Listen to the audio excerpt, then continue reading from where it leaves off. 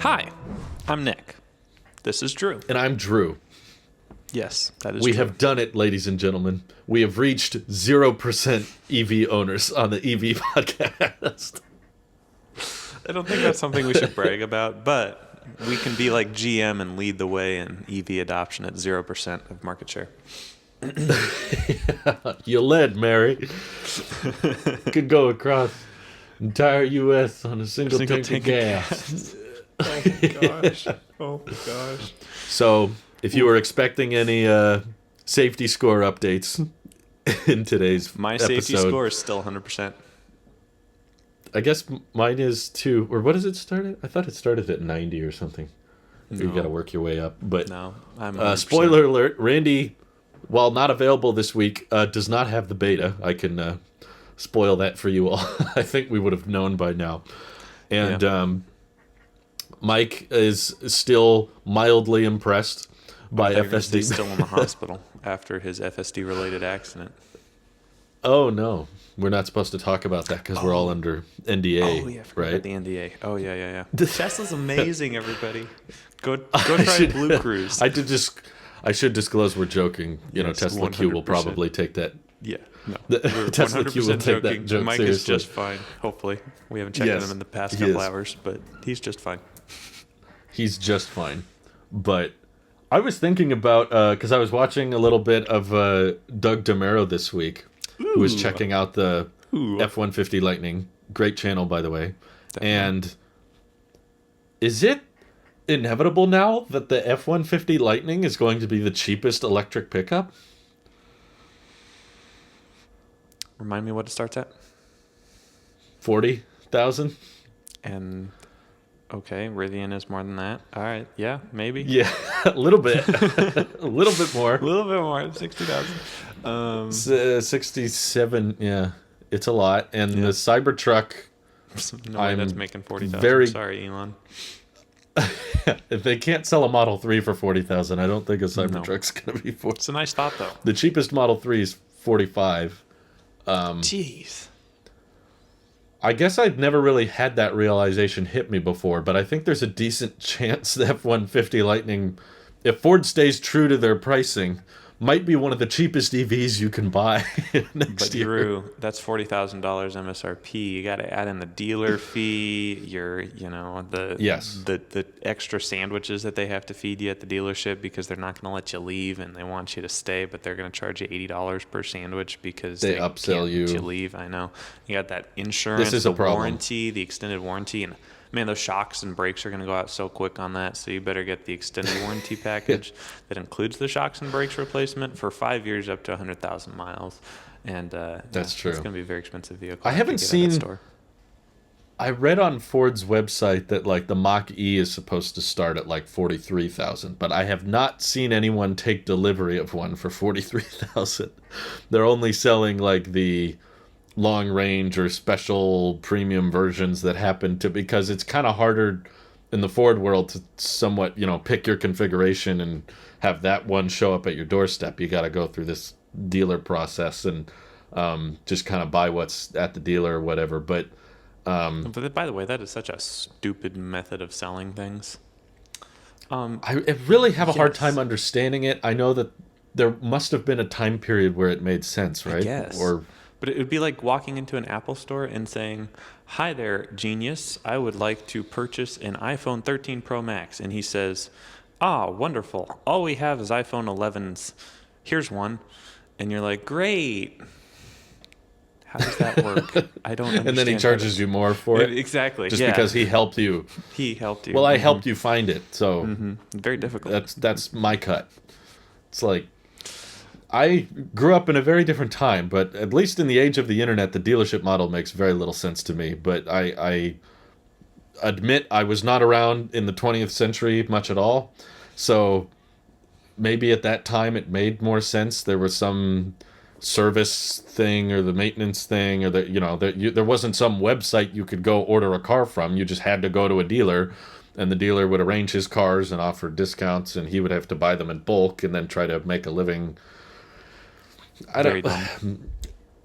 it feels very stupid, especially to force it. If a dealer wants to keep being a dealer, I have no problem with that. But to require that process, and there was even a news article. I don't know if you caught it, but there was a Ford dealer or salesperson that recommended someone get a Model 3 after expressing concerns with the Mach-E. They were like, well, you should probably get a Tesla then. Ooh. Which is like, hey, that's honesty. I mean, I'm not going to fault him for that. The one time I had experience at a Ford dealership trying to test out a Ford electric vehicle, the guy didn't know squat about the vehicle or even how to open it, because I still didn't get to sit in one. I remember That was they terrible. didn't It was even have almost the like right they fob didn't want to for sell you. it or something, and he was almost like he was trying to sell me on the gas car sitting next to it. I'm just like, Yeah.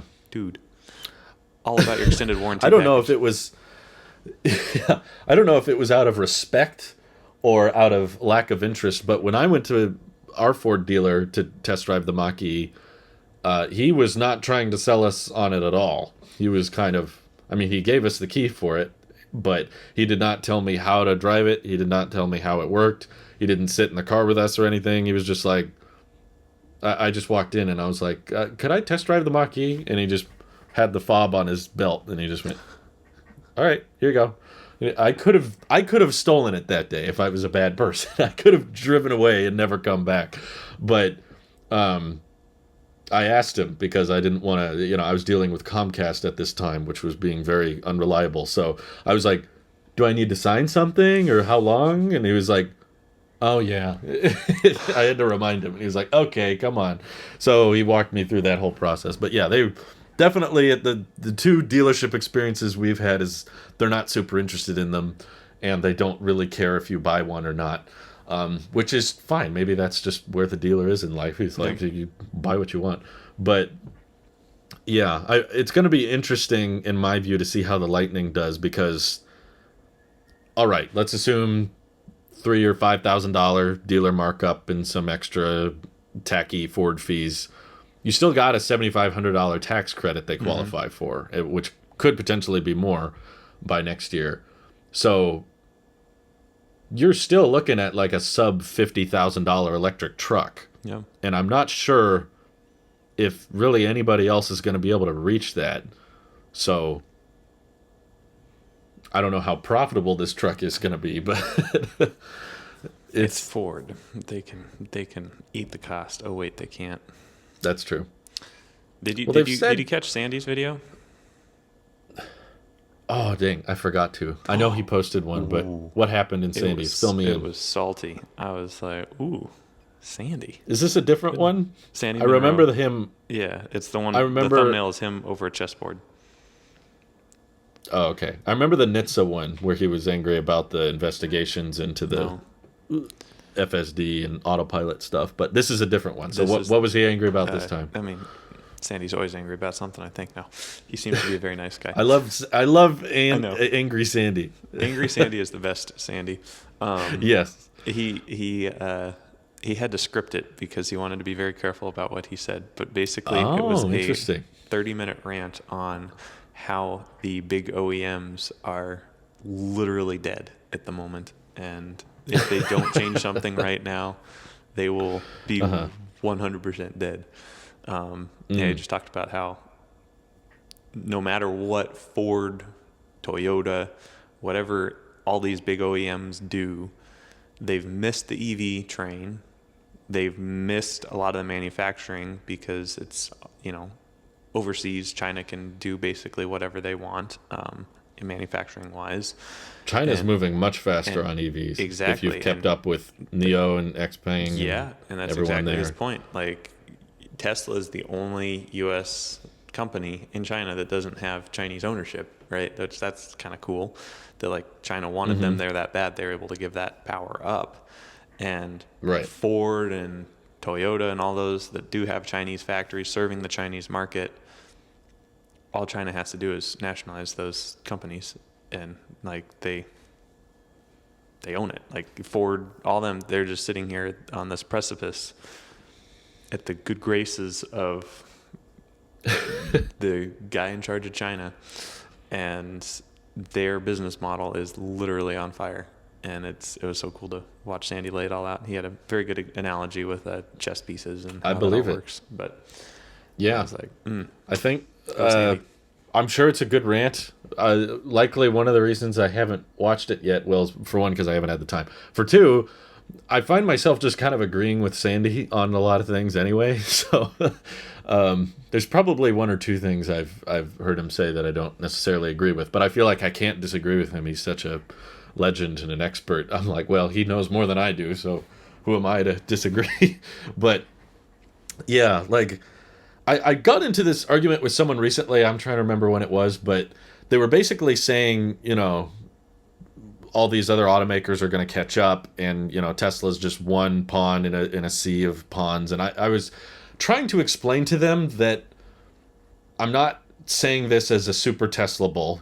I have my doubts on robotaxis. I complain about their emphasis on performance, and I complain about the naming of full self-drive. So I'm not like a Tesla will solve all the world's problems, and they are perfect and they can do no wrong. I'm a reasonable bull. A reasonable bull. Reasonable. Yeah, there's got to be a word there. I need to brand myself as like, I'm a bull and I believe in the success, but I'm not like heads over heels about it. You're not superstitious, but you're a little stitious. I'm a little stitious. Despite all of my doubts and criticisms of Tesla and Elon, I still think no one can catch them when it comes to EV production. If you look, and I feel like the only people saying otherwise just don't know the situation very well. If you look at how many EVs they're building, how they're designing the EVs to be scaled, and how many factories and how quickly these factories are going up, now try to imagine someone else surpassing that. It's like they would have to cheat physics and laws. Like Tesla is not financially constrained. They're still profitable and they have access to all these money, to the point that it was in the news recently. They rejected subsidies for the 4680 plant in Germany. So basically they had the option to subsidize part of the plant through the government and, get the price down. It's probably the most and Elon was like, move I've ever heard. Right. Elon was like, no, we don't believe in subsidies. Especially, we believe there shouldn't be, all these tax credits for EVs, but we also don't want subsidization of the oil and gas industry, which is still happening. There's like billions and billions of dollars subsidized for oil and gas. And he's like, let's get rid of that. Let's get rid of the EV tax credit. All Elon's been in favor of is like a carbon tax, which I don't think is a Elon is bad Ron idea Swanson. either. Got it. Right. And he's in favor of a carbon tax he would have to pay with SpaceX. That's a tax he's actively encouraging. But Well, there are plenty of gas pickup trucks down to Starbase. oh yeah, I'm sure they're there. But you have like, they're building as fast as they can in Texas, like one of the largest factories ever. Yeah. It's like setting all these records in terms of square space and square footage. This episode is sponsored by Square Footage. That was going to be a really smooth segue, but no, we're not sponsored. Screw you, Squarespace. No, I'm kidding. But they're building as quickly as they can on multiple continents.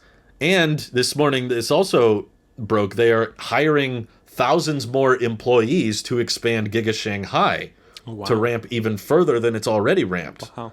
So hundreds of millions of dollars are being invested in their Asia factory. We've got massive production capacity expansion in Texas, million vehicle factory capability from Berlin.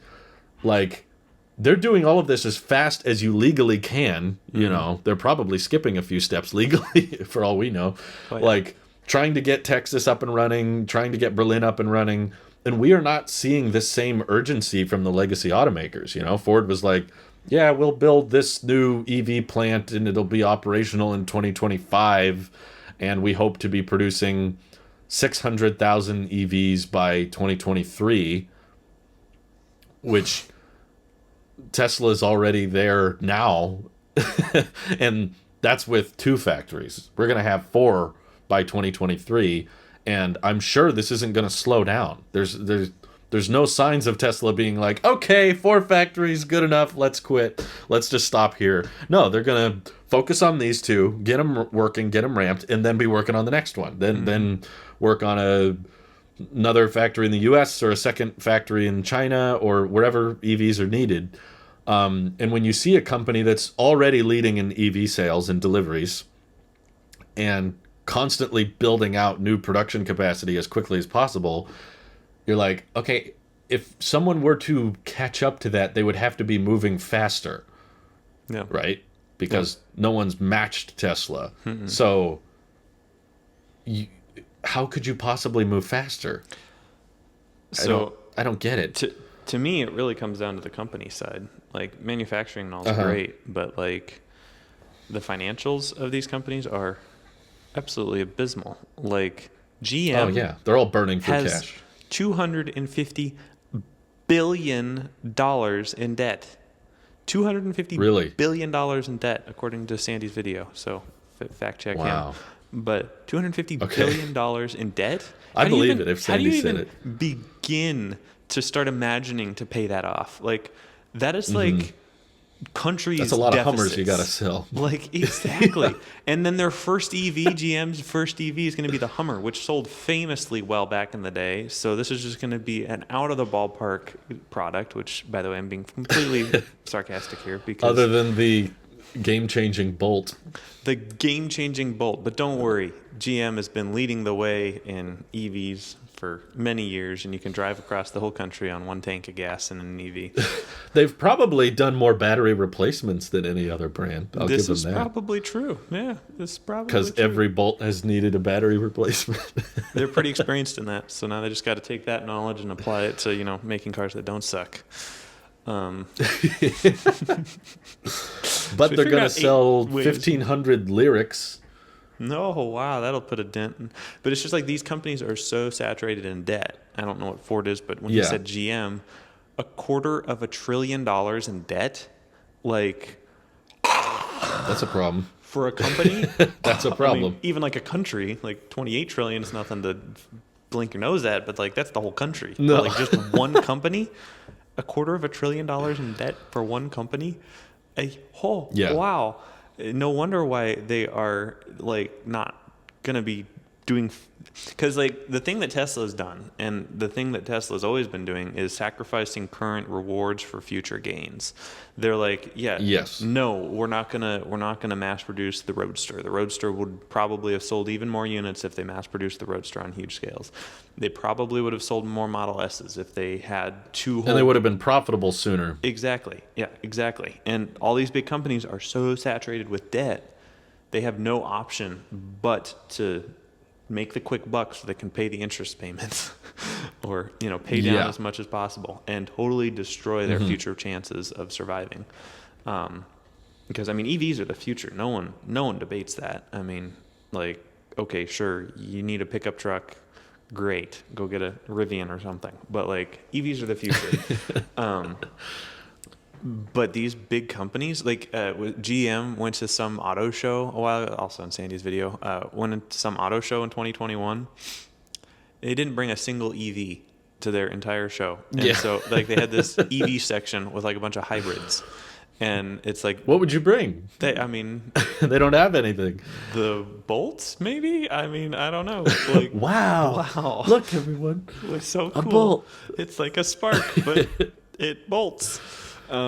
It's so sad to watch these companies, which, like, these companies have such history and such legacy. Like, they're such American companies, but they've just been run into the ground. And after watching that video, it's just like, there's no way any of these companies are surviving. Like, maybe they all reconsolidate out of their debt and, like, all combine into one, Ford, GM Motor Company, Lexus, like maybe they do that, but I do have a slightly controversial opinion on that. I'm sorry, we can't be friends anymore. I don't if you're think controversial. He doesn't even hear it. He's like, okay, bye. But I actually think, not to get too political, but I think they may just get bailed out for years. I wouldn't be surprised. And they'll have no real reason to be around or alive. But especially after hearing, I'm not attempting to get political here, but this is on the subject of EVs. After hearing the president say that GM is leading in EVs and they led the transition, like, I don't know what fantasy world they're in, but I have to imagine if they find out they're not doing well or they're burning through even more cash, the government's just going to be like, okay, sorry about that. Have some more money. We'll print out some more for you, and you can use. We're going to come out with a new EV tax credit that just applies to all GM vehicles and no one else. Yeah. It just applies to them for $40,000 off every EV sold. We're going to fully subsidize every GM. It'll become the Happy Meal of EVs. They just start throwing them in. And they probably still won't even do that well. You're just at McDonald's genuinely in the drive-thru, and they hand you your burger, and they're like, "Oh, in parking spot 43, there's a new GM EV for you. And it's part of the Happy Meal." You're like, I didn't want a new car. Do you know how I don't know how it's like out where you are, but where I live, there's a lot of cheap, super duper cheap, like flip phones that are subsidized for low income people. Mm-hmm. Yep. And you can get like a free phone that doesn't cost anything to own or operate, but the government pays for it. Yep. I wouldn't honestly be shocked with the current way things are going. That's what the Bolt line turns into. It's like the government just saying, we will maybe not free, but give you an incredibly cheap EV just because we want to support the transition, and we love GM because they're leaders and they led, and we love you, Mary, whoever you are. They give a bunch of money to the campaigns. Don't tell anybody that, though. They're built with a union, so we'll give them as much as they want. And Tesla will be selling their $40,000, $30,000 EVs. I think probably still at higher volume because the Bolts are going to be so crappy that no one wants them unless basically they're handed to you. And honestly, even if there was like some, let's be real here, like $20,000 credit, where it's half off of a Bolt, I would probably stick with my current car until I could afford my Cybertruck. I probably would not spend. I think I would too. I don't to think be I would, honest. I don't think I would spend $20,000 on a crappy Bolt, even if it was half off, like, Black Friday sale, like, with this special tax credit, this one car made by this one union company is now half off. I'd be like, yeah, no thanks. I'll just keep driving around my gas car until I can afford the car that I actually want. Because I don't want that. I don't. Right. Who wants a Bolt? Like, I'm sorry, but who wants a Bolt? Like, I cannot imagine that there are many people with posters of Bolts on their wall as kids. Like, who wants a Bolt? Like, people might get How many a Bolt. people bought the... People might be like making the distinction between, do I get an i3 or a Bolt? What should I do People here? get Bolts, but they don't want them. Exactly. Like, of course they No one want... desires... Yeah.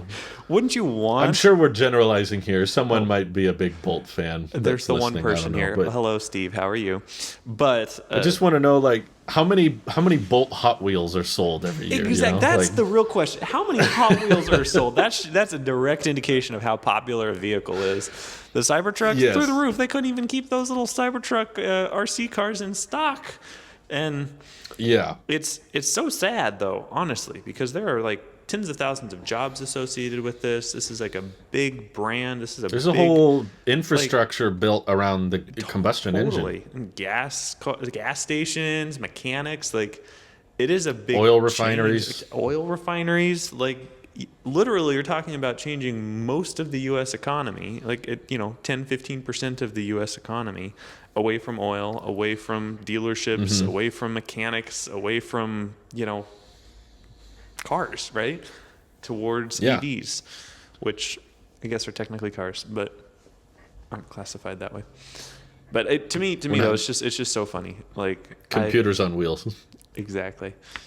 Politics lately has just been so much fun to watch because you just sit back and you're just like, this is just fun.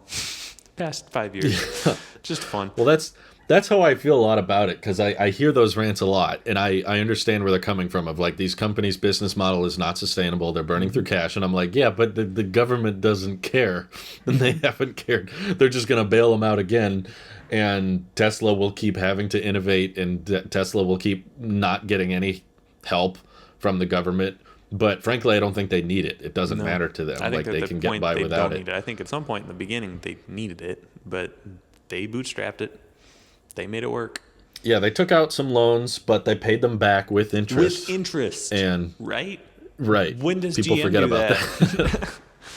Like They paid off all of their debt. They paid off loans in China early. They could have taken longer, and they chose to pay them off. And now we're seeing them directly deny subsidies from Germany. So they're straight up just saying, no, we don't need that. We have the money. We don't need the handouts, which I think is admirable and smart, because Tesla's thinking ahead in the regard of these will be all vehicles eventually. This is going to be, I mean, it already is all of Tesla's vehicles. There's no gas Tesla. So by their logic, this is going to be the new norm. Like by the end of the decade, they want to be delivering 20 million vehicles a year. It is not practical or sustainable to have tax credits or subsidies on 20 million vehicles a year. Yeah. This is just going to become the new standard. Yeah. So that's why their focus is all in, like, let's get EVs cheaper, like to actually build, not artificially cheaper by passing certain laws. And I think the current administration in the government is still thinking of it as like once in a while, every so often, someone will buy an EV. Good job, little Timmy, for compromising on your car purchase and buying a Bolt.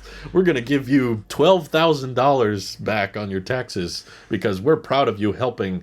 Wow. But Tesla's like, no, everybody wants these. We're seeing the orders pile in. We cannot build enough of them. What's mind-blowing to me, because we're saving up for our Model Y, is I cannot tell if the Model Y configurator is accounting for the 4680 Model Ys that are coming, I assume, next year. Giga Texas coming online. The Cato Road is hiring more and more people. They want to accelerate battery production there. Once we got the structural pack, these next generation cells, the lighter weight with the improved energy density, what do you think that's going to do to demand? Right? Like, through the roof. We're already almost sold out next year for the long range options, and that's on yesterday's tech. That's with the 2170 cells. That's without the structural pack, and people are buying them and buying them and buying them. Like, it's insane how Tesla's been hard at work on this next gen product that's just going to smoke the already best selling product. Like, still in terms of sales and deliveries, no one is coming close to the Model 3 or Y. So the fact that there's supposed to be something around the corner that's even cheaper to build with better range, that's where I agree with Sandy, basically. It's like we're seeing the results of people who are willing to pay for a Tesla now. Think of the market of people that you and I are in, Nick, of planning for it, but we haven't put our deposit. Well, you've put your deposit in for the truck, but people who are doesn't really count. Planning for a Tesla, want a Tesla, but are waiting for the finances to make sense. That market's even bigger. Oh yeah. And I think what has been proven to me with the Bolt and probably the ID4 and Mach-E to a certain extent is that it's not necessarily all about people wanting EVs. People want Teslas, which, as a Tesla fan, I as someone who's a potential, soon-to-be customer, I view that as more of an issue because I'm like, we need less people buying these things so that the prices can go down and they can catch up on the orders. But too many people aren't scared by the increasing prices or the emphasis on software and the display and no speedometer behind the wheel. There's too many people that are like, yeah, there's cheaper EVs, but I still want this one. You're not budged by the F-150 Lightning being fairly likely to be cheaper than the Cybertruck because you don't want any electric truck. You want the Cybertruck. And I believe that's the huge bulk of Cybertruck reservation holders. It's like, I want the exoskeleton, I want the tech, I want the charging network. It's not just any EV. And I guess GM is the example of any EV to me. It's like just picture a basic car that happens to be electric. And you don't have to think about it. Which I guess that's what those automakers want. They don't want EV to be seen as that different. And that's kind of Ford's approach with the Lightning, was to just make the most traditional pickup truck that just so happens to be electric. That way they can get their customers on board with it. And I guess that's kind of an advantage and a disadvantage at the same time, right? Because it's like we have a known customer base that will buy into us because they know us. But same time, because of that present, already established fan base, we can't stray too far from the formula. Yeah. We have to kind of keep things the same and not change too much and stick with the traditional design, because we have supply chains built out for those parts and those components. Like, so much of the Lightning looks exactly the same as every other F-150. Yeah. But you got to have the F-150's design for that trunk or the front ice hole drain. Right. Very important. The big front. Extremely important. That's crucial. Yeah. I'm just thinking, like, the Lightning's the first truck that I could drive by, the first EV that I could drive by like 10 and not know it on the freeway. Which is kind of cool. Just because. But yeah. At the same time, if I'm going to spend 40, 50, 70, 80, $100,000, I want it to look cool, not just like every other truck on the road. I'm not that kind of person who wants to drive around in the, Hummers or whatever. And I am a Cybertruck guy, but outside of the Cybertruck, I would be pretty fine with any slightly futuristic looking vehicle. Like, sure. And a Cybertruck is just so out there, and it's like the DeLorean of my generation. So like, of course I want that. But like, if the Cybertruck was around like back before the Cybertruck came out, like I was like, yeah, Model Y, Model 3, great cars that I wanted, because they're like understated futurism, I think is the best way to put that. It's like, they're not like some BMW concept vehicle that has like 80,000 LEDs underneath the hood that just, sparkles and glistens. Like, who cares about that? It's never going to make avatar pedals that change with your mood. Exactly. That's what we need. It's just like understated futurism. It looks like Model 3 looks futuristic. You stick a Model 3 next to any other gas car. Model 3's been out design-wise since 2016. That's plenty of time for all these inside and out. Inside and out, yeah, for all of these automakers to catch up. But they haven't. They keep all their buttons and knobs and dials and screens and displays and finicky thingies, and that's them. If that's what you want, go for it. Like, it's still there as an option. Go buy one of these subsidized, propped up vehicles that comes from a company that's 2 knocks away from death's doorstep, and the Tesla just looks like the future. It has clean lines. It has nice looking headlights, nice and aggressive. The silhouette of it is amazing. Inside is super minimal. And what cars have a glass roof? Like, I'm sorry, let me rephrase that. What $45,000 car has a glass roof? Like, it's pretty dang rare. You might especially get a sunroof or a little moonroof at the $45,000 price point. But you're not going to get like the whole thing glass. And you know why it's glass? Because Tesla figured out it's cheaper just to stick a big piece of glass up there than to over-engineer all this fabric and plastic and metal. And safer. And just slab of glass and it looks nicer. It's another common misconception. They think, glass will shatter. It's like, stand on the top of any normal body vehicle and tell me it doesn't dent inward as you're walking on it. Like, that might as well be fabric up there. It's not protecting you from anything. The glass roof, they've literally put entire cars on top of, and it won't break.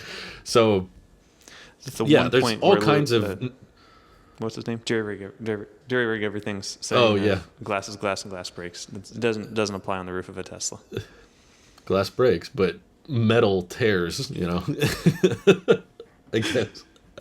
That's the logic. But I'm just discovering that more so now, because there's so many people that want a Tesla because it's a Tesla. They're not so much into just, I need an electric car, because when they look at a Bolt or when they look at something else, it just doesn't offer. And if it were true that wasn't a growing trend, that there were a lot of people that just want a Tesla because of the charging and because of the autonomous driving stuff, we'd be seeing bigger backlogs for all these non-Teslas. We'd be seeing longer wait times and higher prices. But we're only seeing that for the most part or to the extent that we're seeing it with Tesla. It's like the classic example that I always see is people saying, the Model S and X are a joke because they have a yoke, and I hate the yoke and it's impractical. Yeah. And they would sell way better if they had a full steering wheel and gear stocks. And I was like, you cannot get a Model S if you order one today until March of 2023. Mm-hmm. They don't need more orders. That is not the problem at all. So if you're on the page of like, oh, it's just frustrating to me how many think that the reason there aren't more EVs. It's like 18 months away. Yeah, not 2022. That's not a typo. Literally like have a better chance of getting a Cybertruck before this. Yeah, that's a toss-up. I was going to say, if you haven't ordered a Cybertruck yet, okay, never mind. You might. Yeah, if you have a Cybertruck. Those people. Yeah. Yeah, there's a decent chance we'll get Cybertruck deliveries before March of 2023, I guess. But, yeah, like the demand is not the problem, and I think there's too many people that are still convinced of that. Like, we just need to make the right EV, and then more people will buy them. It's like, no, too many people are buying them now. You need to learn how to make the right EV in production. GM, Ford. Mm-hmm. That's how you do with that. Batteries that age, range that lasts, and production that scales. You know, we don't think about the costs of having to dismantle and take apart or retrofit all of these old factories that are optimized for a completely different architecture. Or just think, Sandy brought this up in his video, Volkswagen, I think, was the company he was mentioning, just spent about $1 billion designing a new 3-liter diesel engine. And it's like... Really? Yeah. Maybe it wasn't Volkswagen, but he mentions it in this video. It's like they just spent about $1 billion making a new 3-liter diesel engine. It's just like... My God. Why? I can understand. Think of all that money. I know. It's literally being burnt away in every single pump of the piston. Like, okay, I can get you releasing a, new vehicle with the same ICE engine because that's what everything's all set up for. Like, I can wrap my mind around that, even though I think that's stupid and dumb to be making ICE vehicles these days. But, like, designing a whole new engine on diesel, like, longevity. Come on, no. Think about. No. Think about what the future has in store. 4680 cell production. Like, what if they put $1 billion? They never would. But what if they put $1 billion into like making a decent skateboard that they could then stick on all their other prized car bodies on top of? Like, yeah, I would imagine based off of Tesla's patents all being open source and like everything, EVs are not that complicated. I'm sorry, guys. Like, all of the little bits of machines that you got to produce, you got to build the tools to build the machines that make the intricate little pieces inside of the engine all precisely work. All you have to do with a skateboard, a few coils of copper and some chemicals in some separated cells, and then you run some current over it. That's all you have to do. It's not that complicated. And yet they decide to spend billions of dollars on these ICE engines instead of just doing what the future is. Like, nobody's arguing right now, not even the President of the United States. He's not arguing that ICE cars are the future. No one has that argument. But yet these big companies are so stuck in their way. It's fallen apart very quickly. Yeah, they're still so stuck in their ways because of this crippling debt that they're all in. They can't change. Like, if they took a risk right now, they could not make next month's interest payment. Like, that's how dire it seems to be for me sitting on the outside. I don't know anything inside, but it's like they have zero risk appetite because their risk appetite's already been used up on the amount of debt that they have. They've spent it all. Yeah. They had a Thanksgiving dinner of risk appetite. I mean, get into a quarter of $1 trillion in debt and tell me how that makes your appetite. I have a very upset stomach. I think the problem is that they're trying to coexist with their current supply chains and their current designs. And what Tesla very early on and very wisely figured out is that when you make something electric, you can design it way better from the ground up. It's a lot better to, from the ground up, say, okay, what can we do with this vehicle knowing it's electric, and how do we design it, instead of trying to retrofit what was to electric, which is, I think, more of what GM and Ford are doing. Of just like, let's modify what we already have a little bit, but you don't get as good a range, you don't have as good as efficiency, it doesn't scale as well, and you don't have those core principles figured out when you're designing a vehicle. So, because a lot of the cars that are being sold that are electric were not designed to be electric from the ground up, like the Lightning's a classic example. They were just like, how do we heavily retrofit an F-150? And now we have this space that used to be where a combustion engine was. We'll put some storage space up there. Feel like that's where most of their time went, was the frunk. Yep. It's like The engineers all are of like, so the if we don't have engineering. an engine, we can design the frunk. Woo!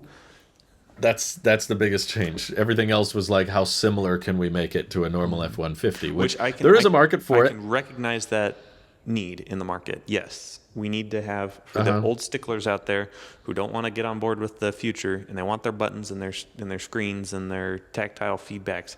I understand there's a need for that in the market, Yes.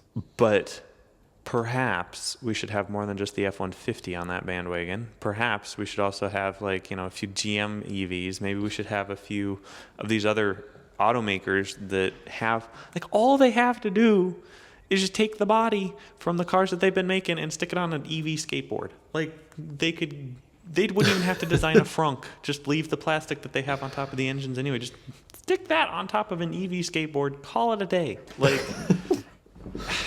It's the problem. They don't have enough batteries. I know. That's where this. Yeah, they spent the That's billions where of this dollars money on should be the investing. engine Yeah. instead of on the batteries.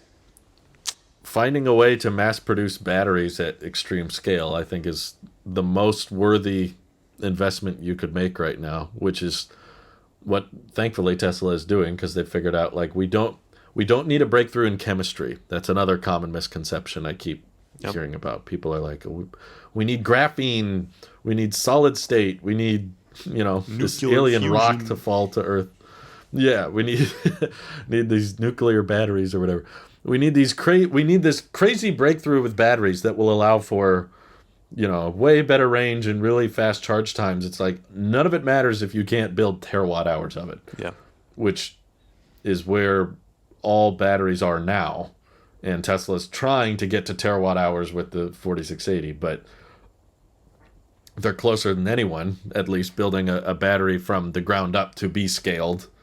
And I'm frankly fairly disappointed that we haven't really seen much development of that in other automakers, anyone else saying, this is how we plan to build terawatt hours of batteries, or we're going to switch to a type of battery that can be scaled at an extreme level. They're all just like, we'll come out with new models.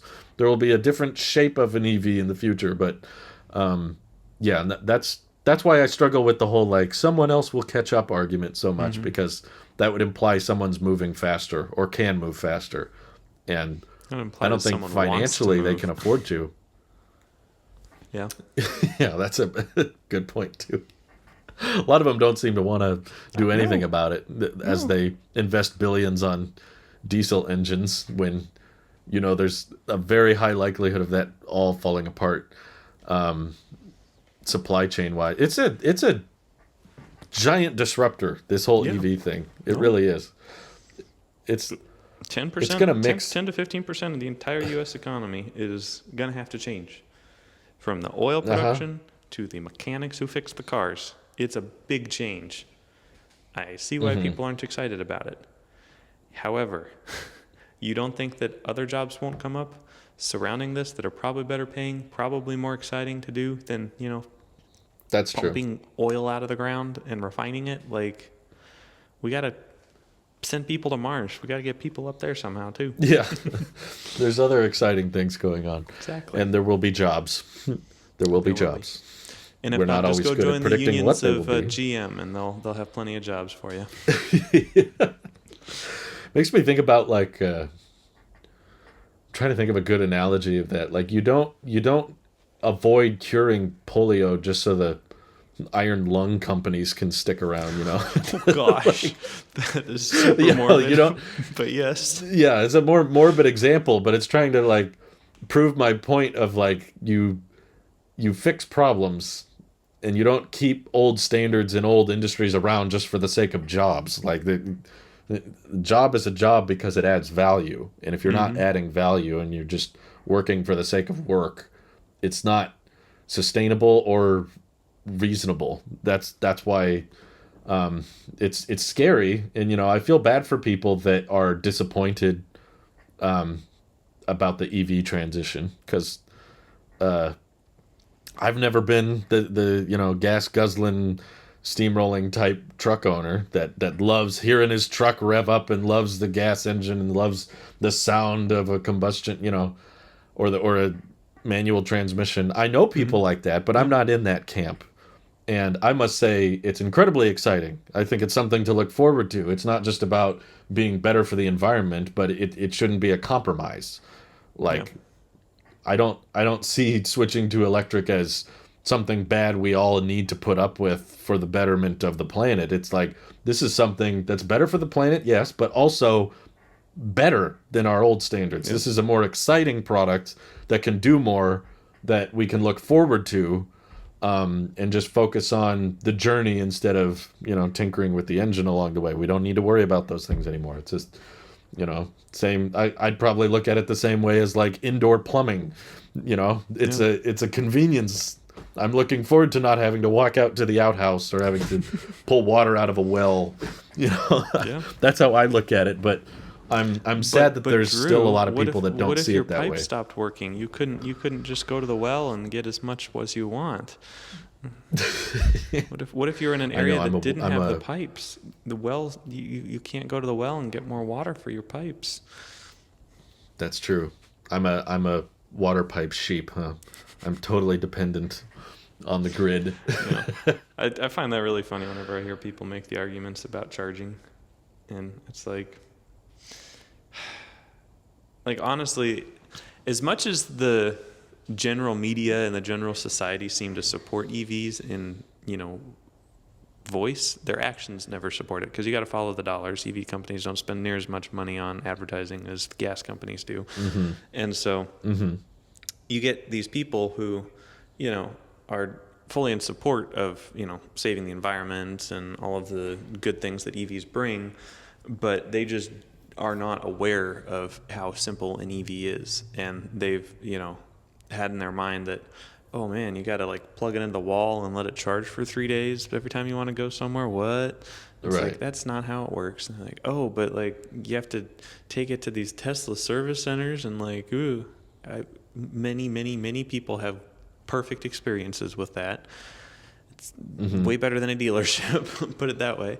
Yes, that's for sure. You have to have No smog checks, no Right, oil exactly. changes, Yeah. no brake pad replacements. No you know, need to there's all get a new kinds of timing things you get to belt. skip. Like, exactly. And these people just don't understand it, unfortunately, because, you know, they're not the general, you know, average bloke who, you know, watches some sports and, you know, a few truck ads every once in a while. Like, he's not going to know.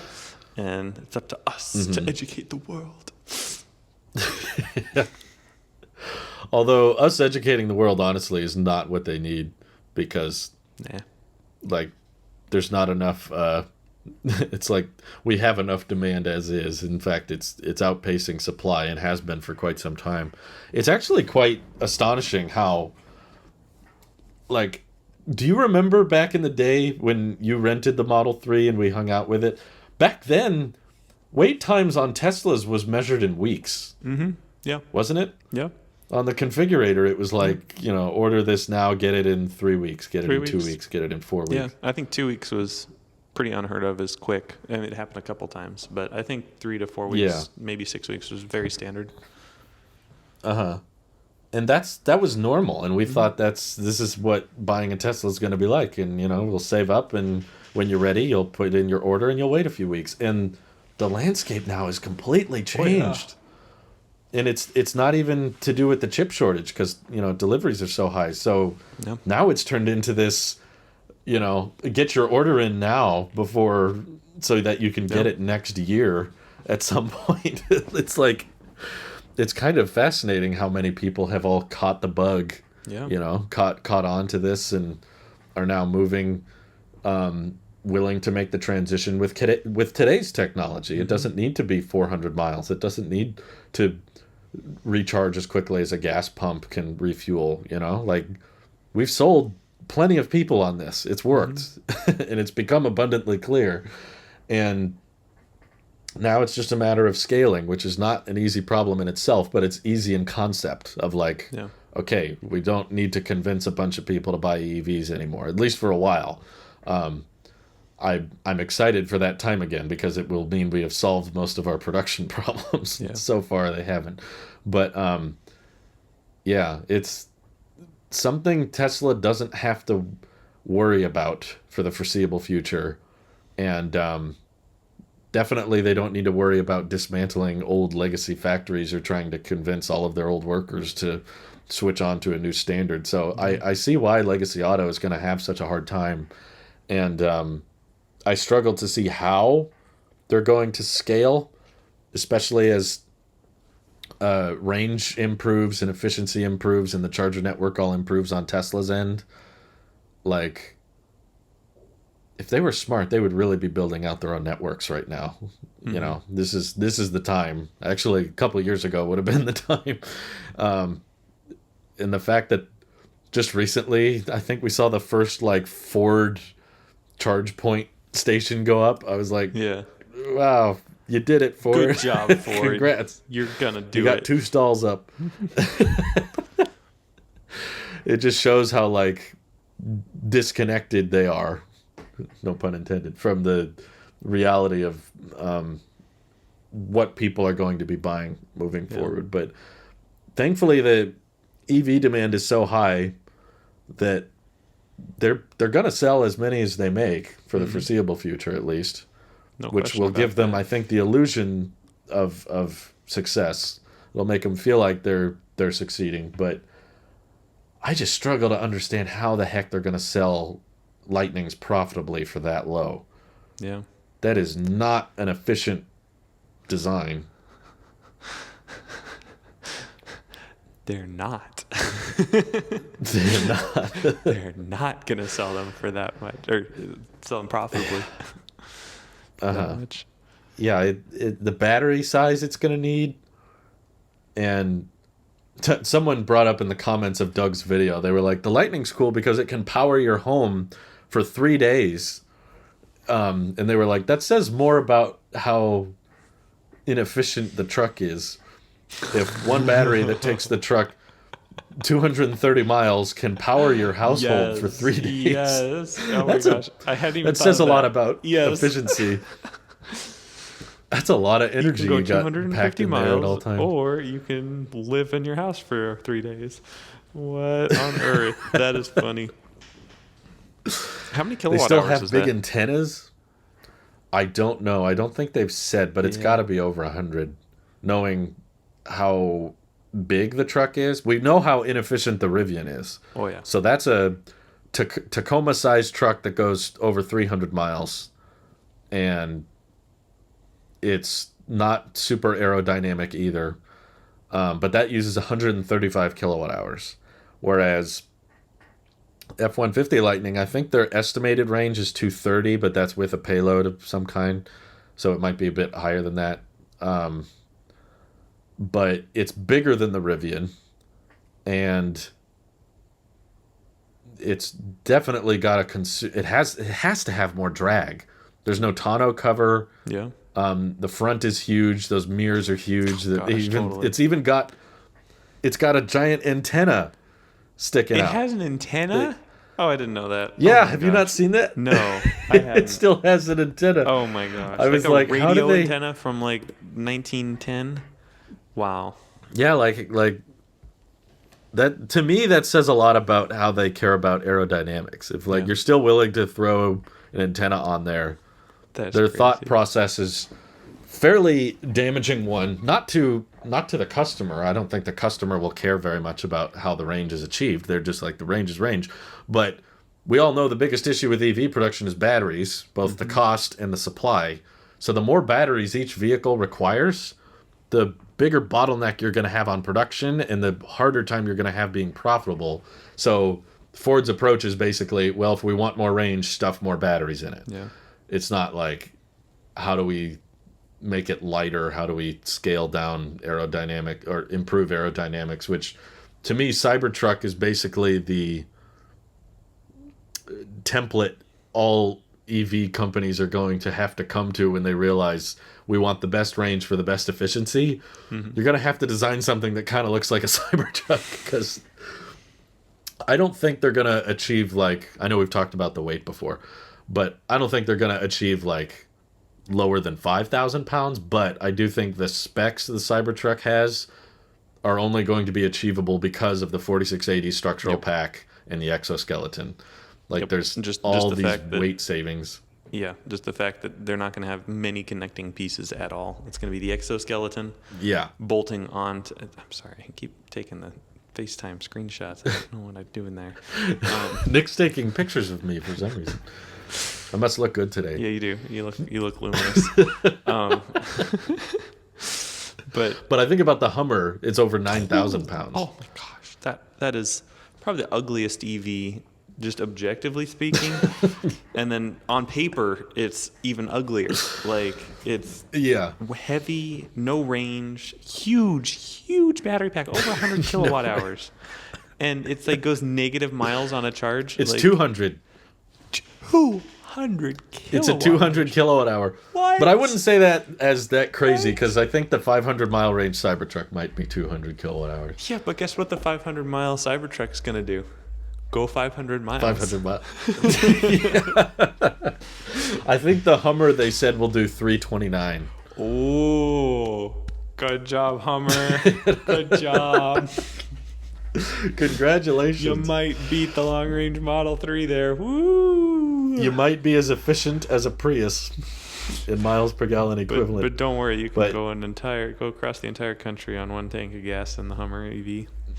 Right.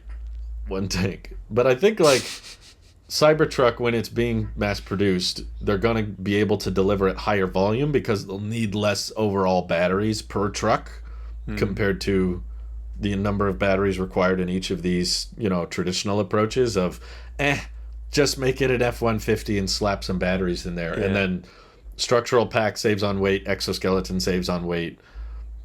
I'm trying to the teardown on the Cybertruck is going to be so amazing.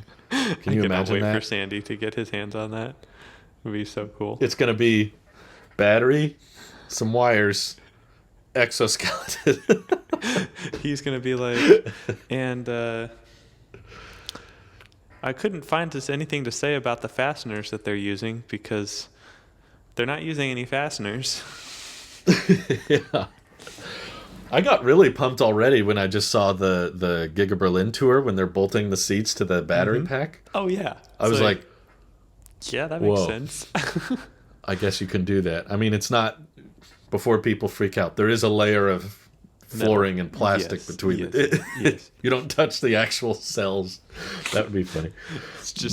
It's just a bunch of cells with little copper wires connecting all of them. And then, so this is the shock floor. Design. If you touch the floor with your feet, then you get shocked. Maybe if all the positives are on top, you're good, right? Then you're just a positive person. And if you accidentally get a defect where the negatives are on top, then you just walk around grumpy. They're like, the 4680 Model Y has built-in floor heating now, by the way. So it just naturally warms up. Oh boy. Yeah. Good times. I'm gonna be really, really excited once Cybertruck enters production, just to see all kinds of You're gonna be manufacturing really techniques excited? they use. Oh, come on. I'm gonna be really, really excited. You're gonna be over the moon because you're gonna be getting it. I'm not planning on getting one yet, possibly ever, but I think, I don't know, maybe you can help me with this, but I was really, really tempted by the Rivian just because I think trucks inherently give off a very different vibe than SUVs and crossovers. Like, they have this utility, practical look to them, and I'm trying to think of a way to formulate it other than I like the way I look in a truck. Does that sound too prideful? Yeah, kind of does. You should probably find a better way to say that before we post the show on the internet. Good thing this is just the part we're making. We're making the No one script for watches this week's this. episode. Yeah, no one will watch this. Yeah, I We're don't good. know. Like, there is definitely a part with any vehicle. It does represent a little bit about you. You know, Yeah. if you drive, the pink Volkswagen Bug, then that brings a different connotation than the stainless steel monolith of the Cybertruck. And I think that is definitely an important factor to pull in. Like I probably wouldn't drive a minivan if I had a choice. If I had to drive a minivan, I'd have to, whatever. But if I was buying my own car, I probably wouldn't buy the EV minivan from Toyota that's never going to come out. I'd No. probably buy, the sedan or the pickup truck or something else. As far as how you look in a vehicle, like the Cybertruck is so different that it almost doesn't feel like a pickup in some ways. And No, there's I don't think definitely Sandy considers it a pickup there's either. definitely this stigma, especially with people who don't drive trucks, about people who do drive trucks, and just the aggressiveness, the unnecessary passing, the flooring into the gas light, flooring the gas at the stoplight, so that you get the big plume of black smoke. Like there's that stigma. Yeah. And I've never been a fan of that stigma. I couldn't really picture myself driving I've driven plenty of F-350s, I guess, but I couldn't imagine myself going out and buying an F-350, I guess. But what I could see myself going out and buying and driving every day and being quite happy in it is the Cybertruck, because it doesn't really fit that typical view, I guess, of It'll never rev up. Yes. You don't have to worry about that. I'm in the middle of the night on a straight open country road, drag racing with some friends, and I'm just be like, nothing's happening. Yeah, And I go backwards and it goes. that's true. That was a pedestrian sound. But yeah, like I felt, but what steered me away from it was I realized the number of times where I would utilize a truck's utility is so low. So I Yeah. had to come to terms with myself of like, okay, you like the way you look in one, you like that it's a reflection of yourself, and that I think that's a better way of saying it, but that's a more modest way, is saying you want the vehicle to kind of reflect your personality a bit. And I guess I like the personality the Rivian gives off. Yeah. It gives off a outdoorsy, it's like it's practical. I can do a lot with it, but I can also get from point A to point B just fine. A truck can do everything a sedan can and more, until you get into the like parking space argument. But I was really into basically just that vibe, that look, and it wasn't so much me thinking of use cases. How many times am I actually needed a bed to load stuff in, and how often do I want to cook as I'm camping, Not or very that kind of frequently. thing. Not very often at all. I was basically thinking of getting the vehicle and then changing my lifestyle to fit the vehicle. So I guess that's a question I could pass on to you, is like, is there features or things the Cybertruck has going for it that you don't really see yourself utilizing very much, but it goes with the personality that you like out of your vehicle? Yeah, definitely the bulletproofness of it.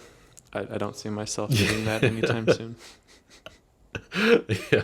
And if we do, we have bigger problems. You're a nice guy. I wouldn't shoot at you. Well, I know you wouldn't, but I don't know about the cartel. they may not be too thrilled about me. Right. Right. Yeah, Well, I like, would don't know. you use the bed a lot, you think? I would actually.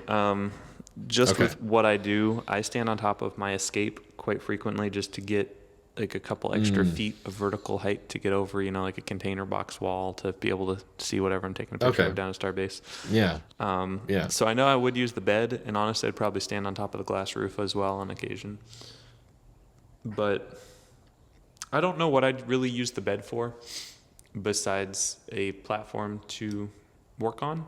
Like, something I really do like about the hatchback, and I have had this thought a couple times when I'm sitting out there baking in the sun working. Yeah. It's my current SUV. It's, like a standard SUV hatchback. And there's a nice amount of shade that provides when it's up. You can sit on like the tailgate, and it's like not a gate, but it's just sit on the bumper basically, and you have this nice shade on top of you, built-in little oasis, and that will not be available on the Cybertruck for me.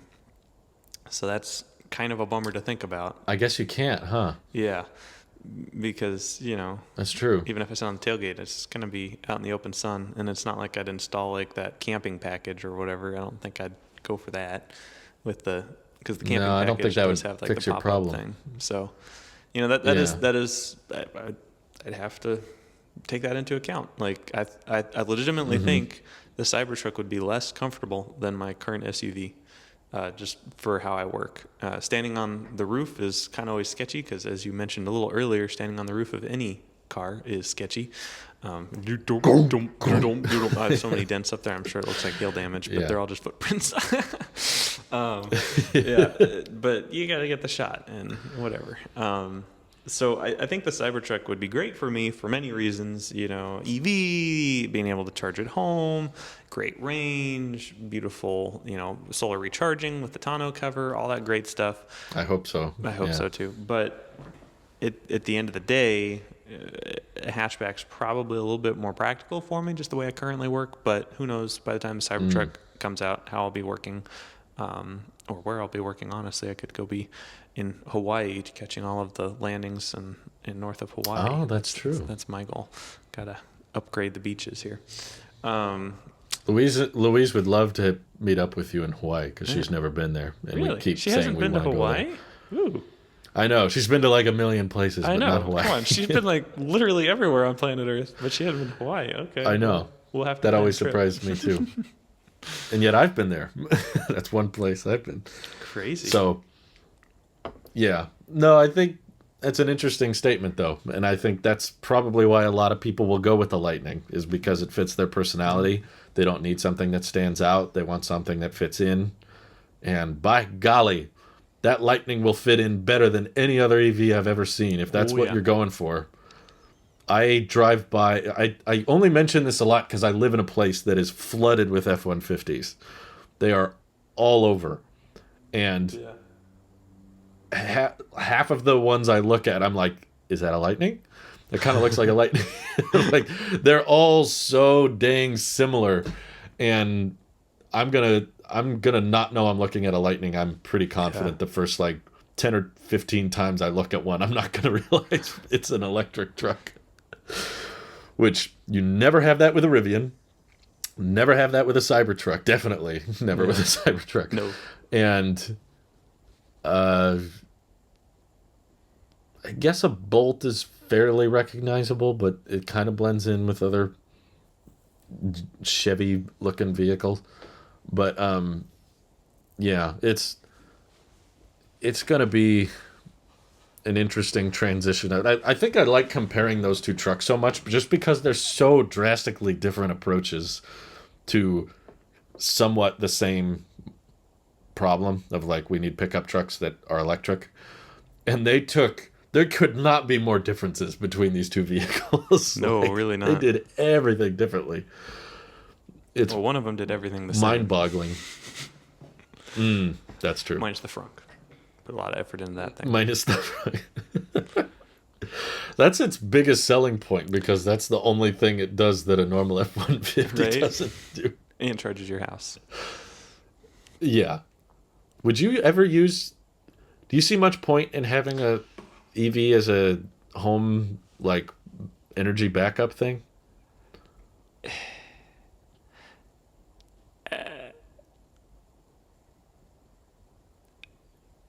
No. No. I'm super indecisive because I don't either, but because it would be extremely useful the one or two times I'd ever use it, but I know that houses don't just come with a reverse EV plug, so you basically would have to have an electrician install a second panel. Yeah. That would then invert it from DC to AC and run a few critical circuits because you don't want to run every light bulb in your house on your EV if you can avoid it. You want a separate panel with only circuits you need. But anyway, the effort that would require doesn't make a lot of sense to me. However, I have lived in places like in the middle of the mountains, in the middle of nowhere, where your nearest neighbor's over a mile away, and when the snowstorm comes, it is pretty handy to have backup generators and that backup supply. So I can see lots of people wanting that. I can see it being a useful feature, and I'm glad that someone's going to be providing that, and I hope Tesla does too soon. But I think for me, at least, it would make more sense to just get a solar setup with, like a power wall, because then it would just always be there and you don't have to think about it. Like, part of the problem is, like, the grid blinked out last night for me, and I was uploading part of my hundreds of gigabytes of footage, and it stopped halfway through because the computer died and had to restart and whatever. And it's like, all right, well, that's a bummer. If I had a Tesla solar roof and a power wall, then like I wouldn't. My home would never know that the power went offline. Like, that just instantly switches over to battery power, and you don't have any hiccups. It's like that is much more useful to me in the few times that I'd need it, right? But is it worth the expense? Maybe, maybe not. So I don't know. For me, I guess the car isn't the problem. The rewiring of your house is more of a financial issue. Yeah. I think you brought up a good point about the blizzard scenario of like, this makes a lot of sense in emergencies, but I definitely would not recommend it for like daily use. Like, oh yeah. Because on one hand, okay, your house has power. On the other hand, you are depleting your means of transportation in the process. So if the grid is really unstable and it's out for a long time, you're also draining the only way you can leave and like get help.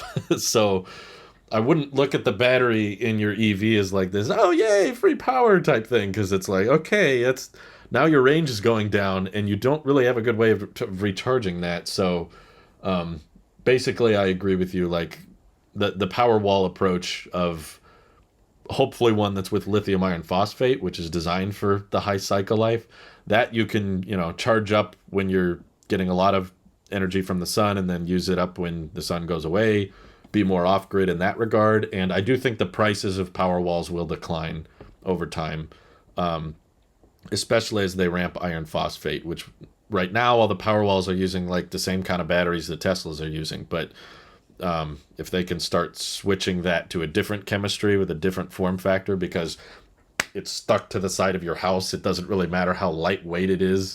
It doesn't matter how hot it gets. It's sitting there. It can do what it needs to do for your home. Those prices will fall over time, and I think tapping into the battery for your EV will, like you said, in an emergency, be like, okay, sure, I guess I can, survive a blizzard. But if you're stuck in a snowstorm and you can't go anywhere, that's an even bigger problem. So probably the way Tesla's doing it is the way I would recommend it, is like, let's just start partnering all the power walls with the solar systems so that you don't have to think, do I get a power wall or do I just get solar? It's like, no, just buy the whole thing. That's part of the deal. That's part of, whenever you get solar, put a power wall on the side and call it a day, because that'll save you money in the long run and protect you during the outages. Whereas during those major outages, you probably want a vehicle that you can drive away with if you need to get food or supplies or that kind of thing. So I saw a lot of people bragging about that with the Lightning. They were like, that's a game changer. That's cool. And I was like, I mean, not what I'd recommend, but I guess it's there for those who want it. It would be similar to you taking your fancy MacBook and using it as a power bank, just like charging up your camera or your phone or your watch. It's like, you can, if you have the proper cables, you can.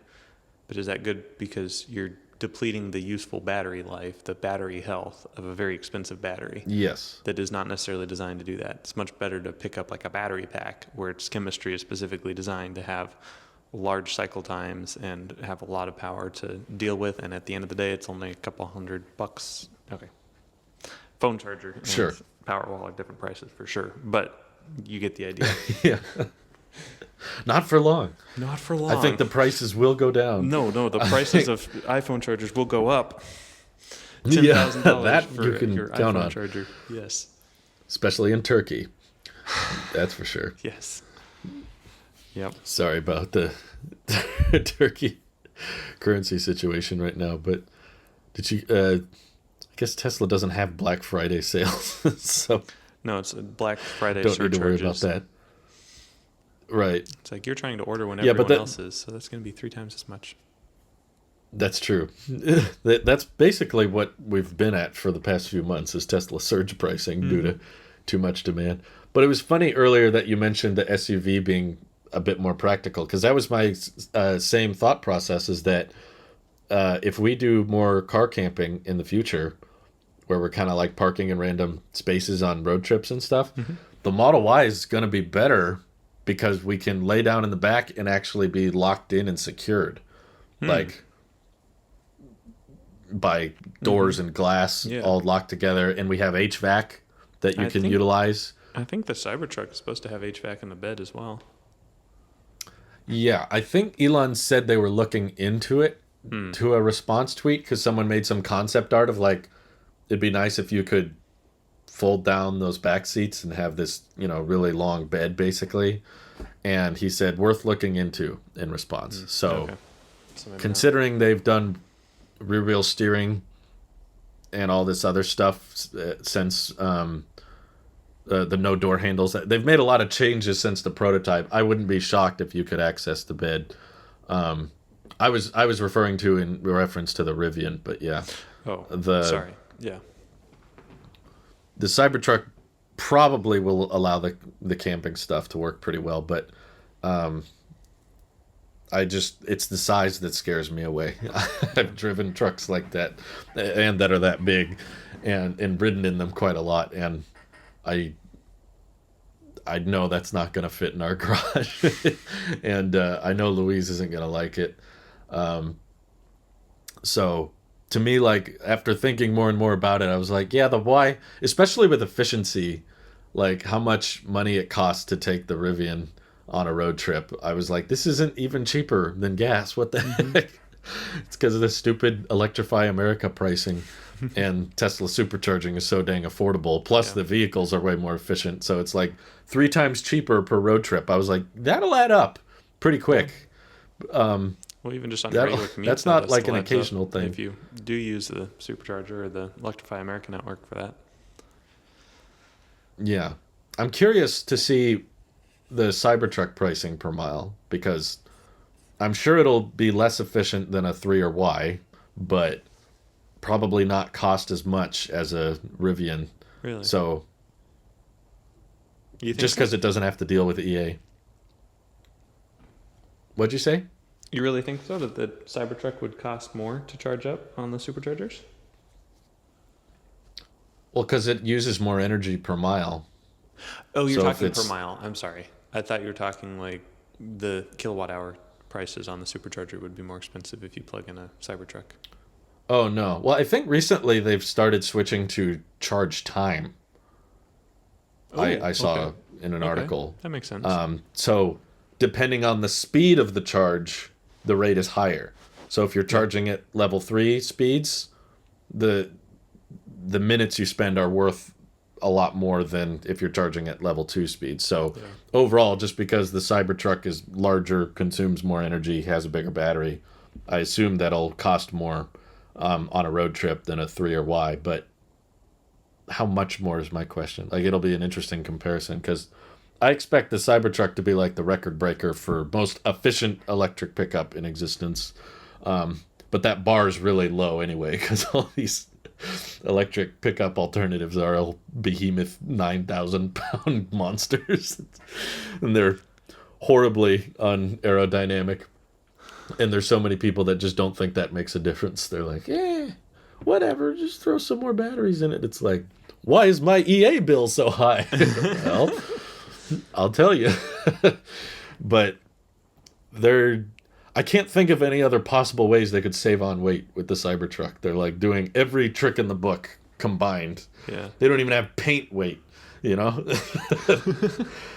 Elon even Wow, said you're right. when he was talking about the using steel on the Starship that they don't have to paint it, and not having to paint it saves on weight.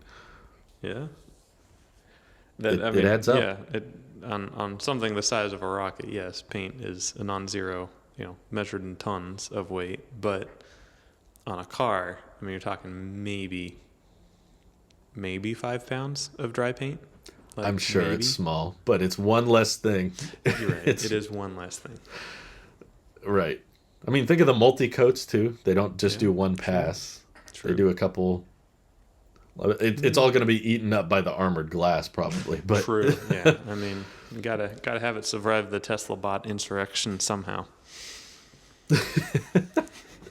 Right. Well, I'm excited for your truck, and I'm excited to for your see how Model efficient Y it can be. That's going to have a beautiful you. hatchback that will keep you shaded when you're sitting on the bumper watching starships. I'm sorry, what?